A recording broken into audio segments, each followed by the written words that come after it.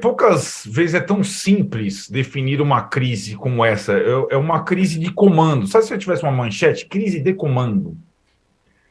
Porque ela passa por uma diretoria que ganhou a pecha com justiça de caloteira, né?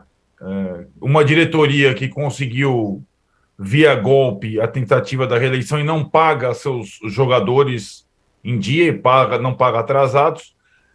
E a crise do comando ela passa sim pela comissão técnica, pelo Rogério, que não tem, digamos, por mais que esteja na cara que ele sente derrotas e insucesso como torcedor do São Paulo, e aí ele acaba se aproximando pela história toda do torcedor do São Paulo, o sentimento torcedor do São Paulo, ao não assumir responsabilidades por fracassos, ele deixa respingar também tudo nos jogadores. Então vai do presidente, passando pelo Belmonte, Muricy, Rogério, e despeja tudo nos jogadores. Que eu vou te contar, viu, Tironi? Tem todos os limites, não é um time brilhante, não é um grupo de jogadores brilhantes, mas de esforço, dinheiro, como diz a torcida do São Paulo, tá, não dá para reclamar desse grupo de jogadores. E vamos lá, as grandes derrotas, aquelas que machucaram o torcedor do São Paulo, que foi exemplar até agora na temporada, a final contra o Palmeiras, segundo jogo, e a final contra o Del Valle, tiveram todas as digitais do treinador do São Paulo.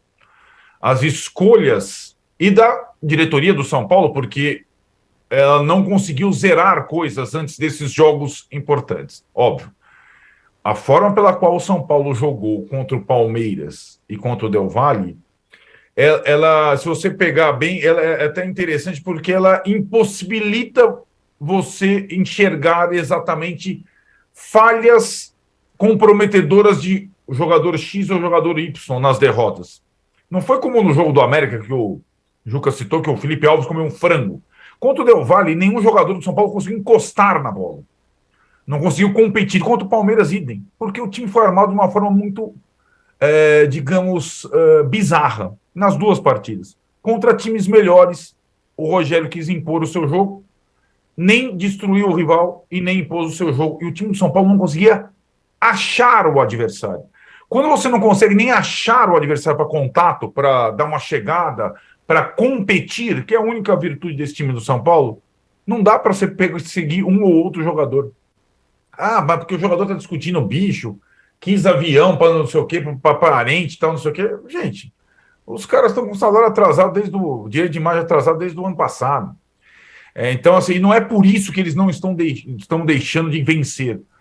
E, curiosamente, né, Tironi, eu acho que essa situação, o Juca citou bem, esse jogo contra o América, pelo Campeonato Brasileiro, ele era 8 ou 80. Se você perdesse, acabava o ano, você ia lutar contra o rebaixamento ali nas últimas rodadas. Se você ganhasse, você ganhava várias posições com o jogo atrasado, dá para sonhar com tal com o oitavo lugar. Esse campeonato tem G8. E, de fato, dá para sonhar com o oitavo lugar, porque o São Paulo tem uma tabela não tão desfavorável, tem confrontos diretos e tem time para chegar em oitavo. É o mínimo, né? Agora, se não resolver a crise de comando, não chega em oitavo, nono, décimo.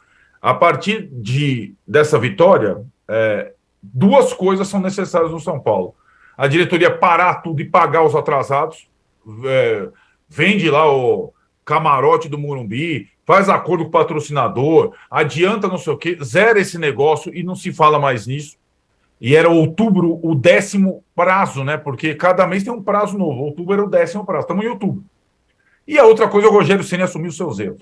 E assumindo os seus erros e se envolvendo nas vitórias e derrotas, ele blinda os jogadores, coisa que ele não consegue fazer. Pelo contrário, passa tudo. Ele sai ileso.